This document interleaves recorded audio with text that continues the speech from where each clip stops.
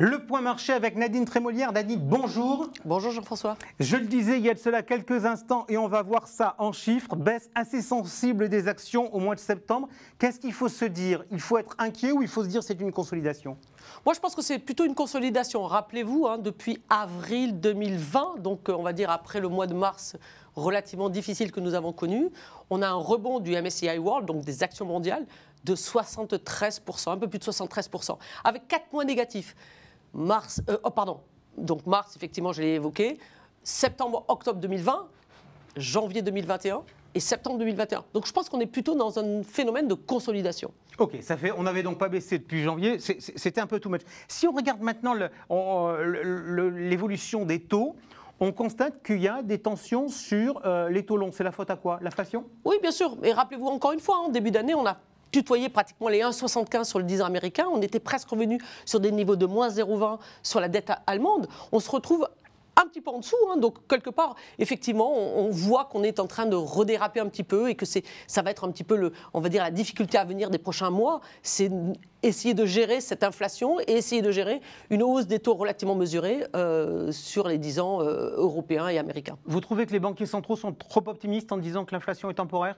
Pour l'instant, effectivement, force est de constater qu'ils ont peut-être un petit peu tort. Ils nous parlent depuis transitoire depuis globalement le mois d'avril. On est en mois de septembre et pour l'instant, les indices n'ont pas baissé. Donc effectivement, c'est un petit peu l'inquiétude majeure du marché actuellement. On va regarder le tableau parce que l'avantage d'avoir toujours les mêmes tableaux tous les mois, c'est que ça permet de se focaliser sur un certain nombre de choses. Il y a un phénomène non négligeable, c'est l'augmentation des spreads de crédit sur le high yield. Les spreads de crédit sont soumis à deux faits, fondamentalement à la santé des entreprises et les taux sous-jacents. Les taux sous-jacents sont en train de monter et puis les santé des entreprises, notamment sur le secteur high yield, ont été bien supportés par toutes les aides d'État pendant la crise. Et puis maintenant, peut-être que si les États lèvent un petit peu cette partie-là, peut-être qu'on verra revenir un petit peu des taux de défaut. Et c'est ça qui inquiète un peu le marché. Et puis, il n'y a plus cet effet portage qu'on avait auparavant. Donc, quelque part, c'est une classe d'actifs difficile, d'ailleurs. Donc, vous ne regrettez pas de ne pas y être? Non, exactement. Okay, d'ailleurs, c'est ce que je voulais vous dire, c'est qu'effectivement, on n'y est pas depuis quelques temps et on ne regrette pas de ne pas y être. Ok, alors je voudrais maintenant qu'on regarde, si vous voulez bien, pour nos fidèles auditeurs, une évolution qui va se passer donc, ce mois-ci dans le portefeuille. Il y a de cela 6 mois environ, on avait intégré 10% de private equity. Et chez Primonial, le private equity, c'était notamment un produit qui s'appelle Primopat, qui n'est plus ouvert à la commercialisation depuis le 9 septembre. Donc on ne peut plus le souscrire. Question, qu'est-ce qu'on fait ? Quand on l'a, on le garde et on est très content de l'avoir parce qu'encore une fois, je veux dire, la volatilité peut-être un peu plus mesurée du private equity fait qu'au mois de septembre, les possesseurs de Primopat, quelque part, n'ont pas vu la baisse des marchés dans leur cours.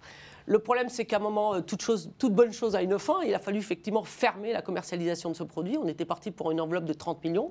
On y est arrivé mi-septembre. Donc, on propose ces allocations pour de nouveaux épargnants qui voudraient appliquer des nouvelles allocations. Alors, j'ai 10% du portefeuille. Je ne peux plus les faire si je suis un nouveau. J'ai bien compris que si j'étais un ancien, il fallait que je les garde. À la place de mes 10% de private equity, qu'est-ce que je mets ? Alors, je vais mettre un petit peu d'actions, on va dire, de mid-cap européenne. Alors, ce n'est pas exactement du private equity, mais disons, on reste un petit peu dans cette thématique small mid-cap. Ensuite, on va repartir sur la santé, qui est une thématique qu'on avait un petit peu diminuée justement quand on était rentré dans Primopact. Et je pense que c'est une thématique un petit peu de moyen terme, un peu défensive, donc qui pourrait quelque part bien se comporter dans les mois qui arrivent. Et ensuite, on a décidé de rentrer dans un fonds multi-croissance, multi-actif, et qui nous plaît pas mal, multi-thématique. Et en fait, voilà, les 5%, on l'a mis dans ce fonds-là, qui est un fonds international, en représentant un petit peu du cyclique, avec de l'eau, un petit peu de l'IA, avec de la croissance, un petit peu de la sécurité et un petit peu de la souscription. Je pense que tous nos auditeurs sauront de qui je parle.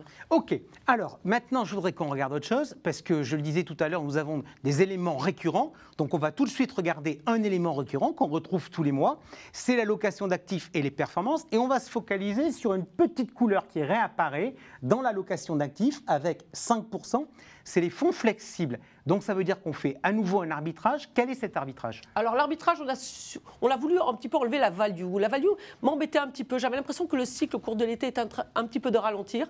Donc je me suis dit, on avait à peu près 20% sur les fonds value, qu'on allait un petit peu, pendant quelques temps, sortir de ces fonds-là.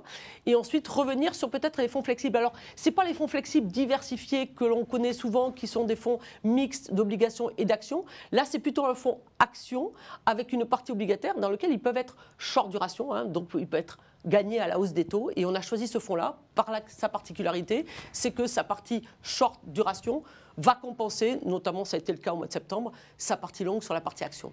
Tout à l'heure, vous m'expliquez que sur la partie private equity, on fait des choix thématiques, plus des mid-cap européennes.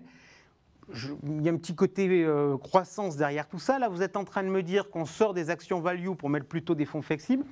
Est-ce qu'on n'est pas en train de revenir au monde d'antan, c'est-à-dire où on recrée des biais croissance dans les portefeuilles, en se disant finalement l'environnement économique est peut-être pas si glorieux que ça, et donc essayons d'aller chercher de la visibilité? Oui, bien sûr, oui, tout à fait. C'est moins d'antan, on a l'impression que ça fait 20 ou 30 ans que ces thématiques existent. Non, c'est pas vrai. C'est plutôt une thématique qui s'est imposée ces 4-5 dernières années. Effectivement, on a plutôt confiance. Alors, on sait que ponctuellement, il y a un peu de volatilité qui peut arriver par la hausse des taux, parce que ce sont des thématiques qui sont quand même relativement sensibles à la hausse des taux.